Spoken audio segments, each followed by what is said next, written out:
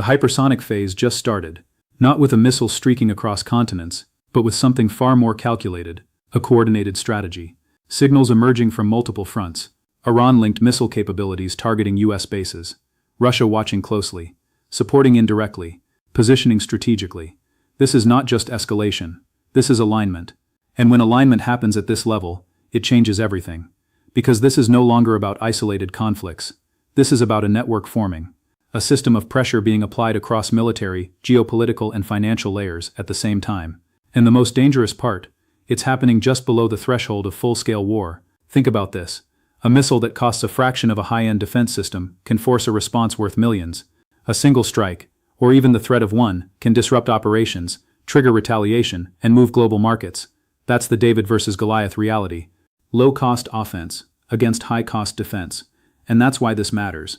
Because when US bases, symbols of global power, become targets, it's not just a military issue.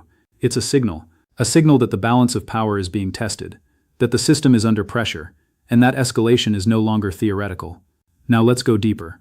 US military bases across the Middle East are not random. They are strategically positioned to secure energy routes, to project power, to maintain influence. But that positioning also creates exposure, because static assets are easier to target, and modern technology has changed the rules. Missiles have become more precise, drones more accessible, coordination more sophisticated. This is not about overwhelming force, it's about targeted disruption. Now consider the cost dynamics. A single interceptor missile can cost tens or hundreds of thousands of dollars. A missile or drone used in an attack can cost significantly less. This creates an imbalance, because defense becomes expensive, quickly, and offense remains relatively cheap. Now multiply that across multiple incidents, multiple locations, extended periods. This becomes a financial drain, not just operationally, but strategically. Now let's bring Russia into the equation. Russia's role is not always direct, but it is influential, through alliances, through coordination, through shared strategic interests. This is not about one country acting alone, it's about a broader alignment, a convergence of objectives, challenging the existing system. Now look at the contrast. On one side you have the United States, a global superpower, massive military capability, financial dominance through the dollar. On the other side, you have a network of actors, less centralized, more flexible, operating through indirect means. This is asymmetric competition, and it changes the game. Now let's connect this to energy. Because energy is always at the center. The Middle East is not just a conflict zone, it is an energy hub. Oil flows, shipping routes, strategic choke points, and any disruption affects global supply. Now consider what happens when missile threats increase in this region. Shipping becomes risky, insurance costs rise, routes are reconsidered. This affects supply, and supply affects price. Now oil prices rise, and when oil rises, inflation follows. This is the chain reaction. Higher energy costs lead to higher costs across the economy. Now central banks step in, raise interest rates, tighten liquidity. But the system is already under pressure. Global debt exceeding $300 trillion. Higher rates make that debt harder to manage. This creates stress across the entire financial system. Now move to markets. Stocks react to uncertainty. Currencies shift, capital flows adjust. Because investors are not just reacting to events, they are reacting to risk. And risk is rising. Now let's step back and look at history. Because this pattern has played out before. Before major global conflicts, there are signals, not always obvious, but consistent. Rising tensions, strategic positioning, economic pressure. Before World War I, alliances formed quietly. Before World War II, economies shifted before conflict officially began. The signs were there, but not everyone saw them. Now look at today. Different technology, different actors, but the same pattern. Preparation, positioning, escalation below the threshold of war. Now let's talk about the hidden financial forces behind this. The first is debt.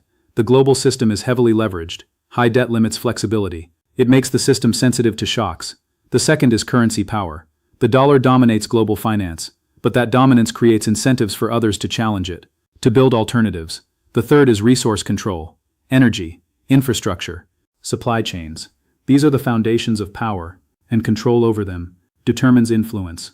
Now combine these forces: geopolitical tension, financial vulnerability, resource competition, and you get a system under strain. Now let's look forward. In the next 24 to 72 hours, developments may unfold quickly. Statements, responses, movements, markets will react. Oil prices may spike. Volatility may increase. Because uncertainty is high. But the deeper shift is long-term.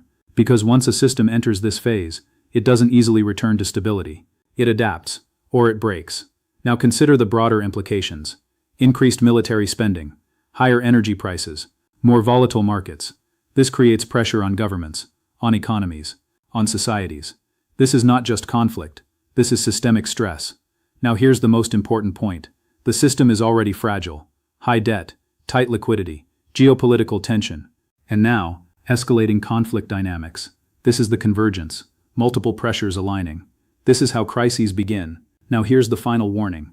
This is not just about missiles, or bases, or individual events. This is about a shift in the global system, a move toward fragmentation, toward competition, toward instability. History shows us what happens next. When systems reach this point, they change, sometimes gradually, sometimes suddenly. The only question is this: are we witnessing controlled escalation, or the early stages of a larger conflict that will redefine global power, financial systems, and the future of stability itself?